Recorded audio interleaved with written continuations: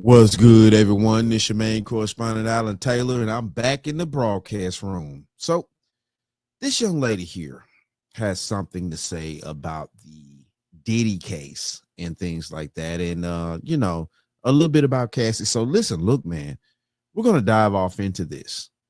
Let's go here now. Quarters, nickels, and dimes, people. So what I've learned from this Diddy trial is that I might be a man. I ain't gonna lie. Mm, I must be a man. okay. And I say that I might be a man because it seems like the majority of women feel like anything a woman does in her early adulthood that is bad, she shouldn't be held accountable for if it was done in the name of love. Like, are y'all understanding what I'm trying to say? Like, it's like, regardless of what evidence is presented, women are finding excuses. Like, I've never, I don't have, as a woman, I don't think God gave me that gene to make excuses for shit that is clearly inexcusable. Like, Yo, So what the French toast is there to think about? hold on, hold on.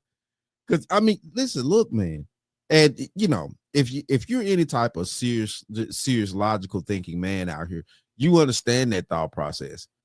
Exactly what she said, male or female. If you're a logical thinking woman too, you understand exactly what she's saying. Listen, look, like no, no, no. I'm sorry, nah, I just can't. No, it's just not going to register with me. Yeah, listen, look, accountability needs to be had in order to live a successful life. A successful life doesn't necessarily mean you a fucking multimillionaire or you able to buy a Bugatti or a successful life. You know what I'm saying? Is what you want to have as a human being, and at the same time though too, sometimes saying having certain people in your life or entities and things like that means that you need to not have these people around you to have a successful life. Be honest with you, man. A real successful life is having peace. Having peace in your life, knowing that what I'm saying, you're able to take care of yourself and others and things like that. Are you able to, be a decent human being, trying to live life and trying to do the right thing as possible, as much as possible, because nobody's perfect. But a successful life is not having all this chaos going on around you, like, with the Diddy trial. But, yeah, she's speaking facts right here. This is crazy, but it's the truth. It is the truth out here. Let's keep going. like she's literally sending messages, initiating the freak offs. Right. She was literally on the stand and said, I wanted to do them because I didn't want him to do them with anybody else. She said in the text message, I'm always ready for a freak off. And what did I say in my previous broadcast about the Diddy case and about what was, the text messages and things like that was presented in the trial?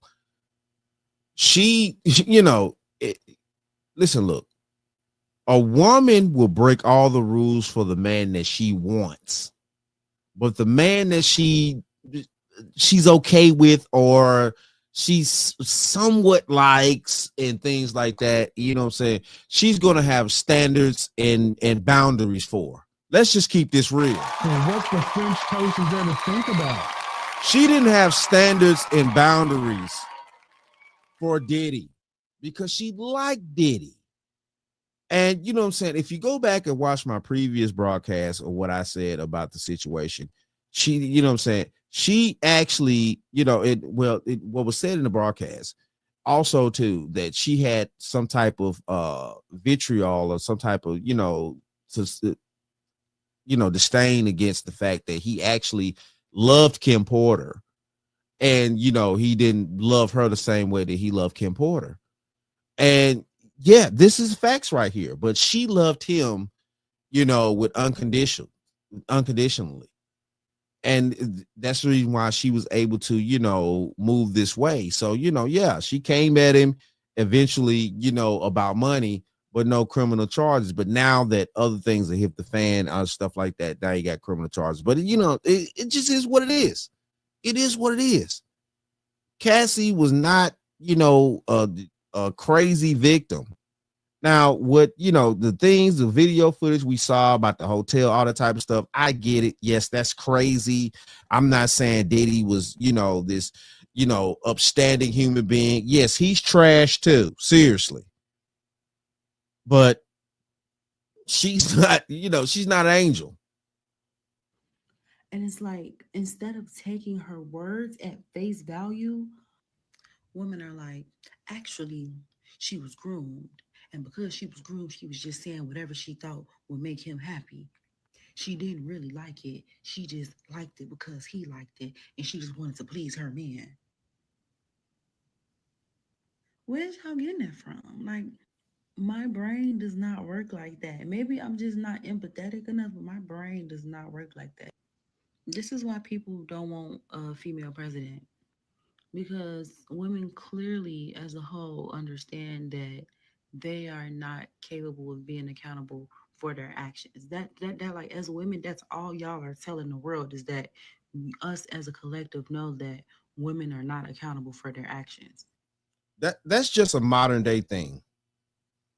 Women of the past used to have accountability. Not only that, it's, they used to have it, and necessarily they knew that they had to have it. The women of the past knew that they had to have accountability in order to survive.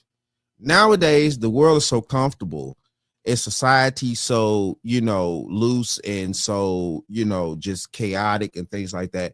Women do think that they don't need accountability anymore collectively as a whole. They're like, they threw accountability out the window. I want to say 20 years ago, maybe they really threw it out the window 20 years ago.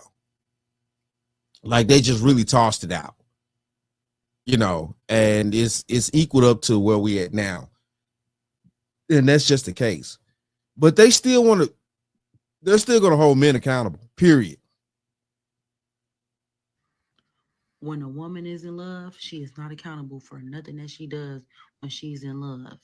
Like, that scares people. Like, imagine if Kamala's husband that she just so in love with tell her, like, hey babe, go ahead and nuke the ops. And she goes, okay, babe. Boom boom. I truly believe you will have women saying, well, she was in love with her husband, and you have to respect your husband, and mentally she was not in the right mind to make a decision. Like, bitch, are you talking about the president of the United States? Yeah. Did y'all just hear the scenario she just presented? She said if Kamala was in love and her husband told her to go ahead on and nuke the ops, and she did it, the women of society would justify that situation, say, well, she was in love and she had her husband and he was, man, stop it. Oh my goodness. Listen, look, this young lady is hitting on 10,000 out here, man. Seriously, shout out to her. So what the French toast is there to think about? This is crazy. This is crazy. Like I said, though, you know what I'm saying? Yeah, women let go of the rules for the men that they want, and the men that they, like I say, that they would tolerate or somewhat like, and things like that. Yeah, they set boundaries for. And these are just facts.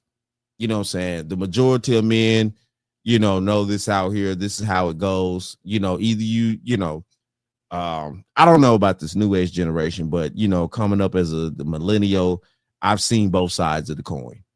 I've been the dude that was, not necessarily 100% liked like that. And I've been the dude that's, been able to get the fuck away with whatever I wanted to get away with. I've been on both sides of the coin. So, I know that's how it happens. You know what I'm saying? That's how it happens out here. Depending on the chick. But yeah, though, she hit the nail on the head with a lot of factors out here, man. Yeah, Cassie is not a, just a a 100% victim in the situation. She made choices and she had trade-offs. What Kevin Samuel said. And what the French toast is there to think about? It's about choices and trade-offs. Choices and trade-offs. Yeah. Cassie wasn't stupid.